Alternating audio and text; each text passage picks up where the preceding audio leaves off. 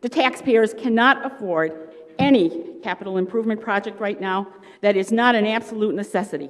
An increase in any already overinflated line item or cuts in services to keep unwarranted job positions. I'm speaking tonight out of the fact that I know there are desperate times in our country. I saw a statistic recently where 40% of Anglos have 3 months of liquid assets. 78% of our African American brothers and sisters are in a similar situation. 71% of our Latino community has 3 months of savings. Certainly, we need to watch our tax dollars. I am here because of common sense.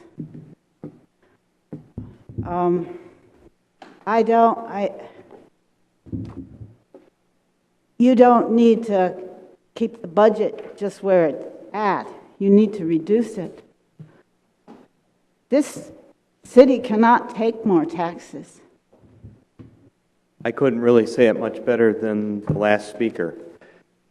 I think that word common sense has to be in the minds of every person on this council. This budget for the year 2011 should be rejected and sent back to the bureaucracy to come up with a revised budget that is balanced and does not include any tax increases of any kind. As elected officials, I would hope that you would worry about being liked only during your next re-election campaign.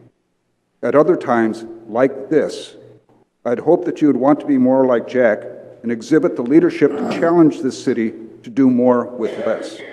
This is being done every day in the business world, and the people across the country have shown with their votes that this is also what they want out of their government. With wise leadership, we can have a city that we can both be proud of and afford to live in. Thank you. There's a lot of people who are losing their homes out there, a lot of people who are living on the margins. And every tax increase that we give takes a little bit off of their plate.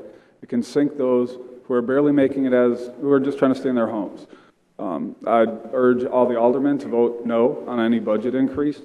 And, let's bring common sense back in here. People are hurting out there. We need jobs. And increasing taxes for everyone isn't going to help. The reason I'm here tonight is to urge each of you, aldermen and women, to vote no on the existing budget. We have a great opportunity here to listen to the people of our county, of our city, of our state, and across the country who are saying that no more tax increases are tolerated anymore. I believe it has become painfully obvious that the taxpayers across the country, as well as those in the City of Racine, have rallied to say enough is enough. It is both irresponsible and bordering on immoral to suggest that in these troubling times, our elected officials would suggest to increase the burden on an already overwhelmed people. This has to stop, and we have to start right here doing what thousands and thousands of people in this city, myself included, are doing, making the hard cuts, the hard choices, and trying to get by with less. Send it back down to the personnel of each individual department and say, bring me back either a flat budget, a 5% decrease, whatever is necessary to make it so that we don't have to raise taxes on anybody in the City of Racine. The citizens of Racine are hard-pressed to pay more taxes at this time. The city has changed.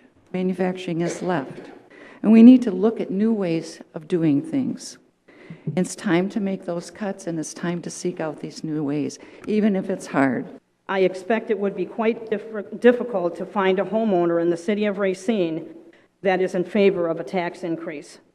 Once again, I implore you as responsible citizens to react to this budget.